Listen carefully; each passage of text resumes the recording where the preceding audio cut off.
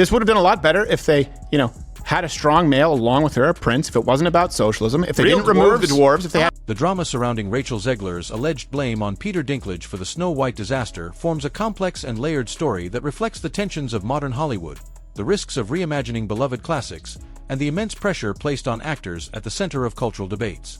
What began as an ambitious remake of a cherished Disney fairy tale turned into a public relations quagmire that saw widespread criticism, creative disarray, and a polarizing narrative that increasingly pitted two actors, Zegler and Dinklage, against each other, at least in the eyes of the public. It all started with Disney's announcement of a live-action adaptation of the 1937 classic Snow White and the Seven Dwarfs, part of the studio's ongoing effort to modernize its archive of animated films. Rachel Zegler, a young rising Latina actress fresh off her critically acclaimed role in West Side Story, was cast as the titular character. Her casting alone sparked discussion. Some applauded the choice as a step toward inclusivity, while others felt uneasy about altering the cultural identity of a character rooted in European folklore. Still, Disney pressed on, emphasizing its desire to adapt the story for a new generation. Take a step back and look at what you're doing there. It makes no sense to me. You're progressive in one way, but then you're still making that backward. One that embraced diversity and equality. But then came Peter Dinklage's now infamous remarks. In an interview, Dinklage, one of the most recognizable actors with dwarfism and an outspoken advocate for representation, criticized Disney for what he saw as hypocrisy. While he appreciated the progressive casting of a Latina Snow White, he took issue with the studio continuing to tell a story about 7 dwarves living in a cave, calling it regressive and outdated. His comments triggered an immediate wave of responses. Some praised his stance as necessary, holding Disney accountable for reinforcing tropes about little people. Others argued that his intervention erased potential opportunities for dwarf actors who would have gladly portrayed those roles in a modern and respectful way. Caught in the middle was Rachel Zegler. At first, she remained silent, possibly due to contractual obligations or a deliberate effort to avoid escalating the controversy. However, her silence was soon interpreted by many as complicity or even indifference. Meanwhile, Disney reportedly went into panic mode. Rumors circulated that Dinklage's critique prompted executives to re-evaluate the script. Instead of casting dwarf actors, Disney introduced magical creatures, leading to accusations of tokenism when only one actor with dwarfism was included. The attempt to sidestep controversy only caused more backlash, with some accusing the studio of cowardice and poor judgment. Zegler, as the face of the film, became an easy target.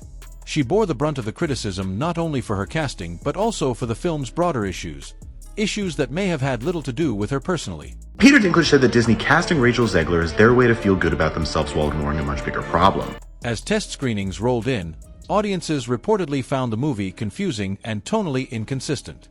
Scenes intended to convey progressive values were perceived as forced, disrupting the story's fairy tale charm. Critics began to label the entire project as the Snow White disaster, a moniker that quickly spread across social media and entertainment sites. As tensions around the production grew, so did the rumors. One of the most potent was that Zegler privately blamed Peter Dinklage for the chaos. Allegedly, she confided to close friends that Dinklage's initial remarks had set off a chain reaction of rewrites, casting changes, and narrative confusion that ultimately compromised the film. Though this claim was never publicly confirmed and no hard evidence emerged, the story gained traction. For fans invested in the drama, the notion that Zegler, perhaps unfairly maligned, saw Dinklage as the root of the issue made a kind of emotional sense. She had, after all, been dragged into a cultural firestorm that revolved around decisions far beyond her control. Not everyone bought the narrative, though. Many pointed out that blaming Dinklage oversimplified a deeply flawed project. Yes, his remarks may have influenced the studio, but the blame for the film's failure arguably rested with Disney's inconsistent vision. Critics noted that the movie lacked a clear direction, trying to balance homage with reinvention and ending up with a story that pleased no one. Some defended Dinklage, saying he had merely done what he'd always done, advocate for better representation, and that it wasn't his fault the studio overreacted. Zegler's alleged frustration, if real, was certainly understandable. She had stepped into a high-profile role expecting to carry a legacy forward. Instead, she found herself the lightning rod for controversies she didn't create. Every statement, every red carpet appearance, every tweet she posted was scrutinized for signs of defensiveness or blame shifting. Some fans sympathized, arguing that she had been scapegoated. Others insisted she should have spoken out earlier if she had serious concerns about the direction of the project. Peter Dinklage, meanwhile, remained largely silent throughout the ordeal. While he continued to speak on other projects, he avoided revisiting his Snow White comments. This only fueled speculation. Was he distancing himself from a project he inadvertently derailed? Or was he simply unwilling to enter a blame game that had taken on a life of its own? The fallout extended beyond the individuals involved. Disney's live-action remake strategy came under renewed scrutiny. The studio had successfully adapted other classics like Cinderella and Beauty and the Beast, but Snow White revealed the perils of tampering too much with an iconic story. Nostalgia is a powerful force, and when filmmakers are seen as disrespecting the source material, backlash is inevitable. Add in clumsy attempts at modernization, and the result can be a deeply divisive product that pleases no one.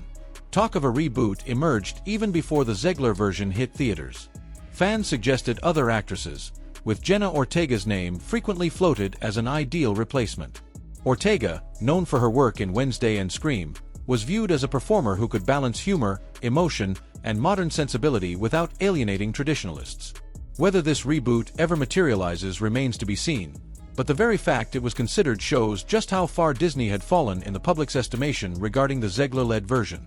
Through all this, the idea that Rachel Zegler might have directed her ire toward Peter Dinklage became a shorthand for the complex intersections of identity, representation, and creative control.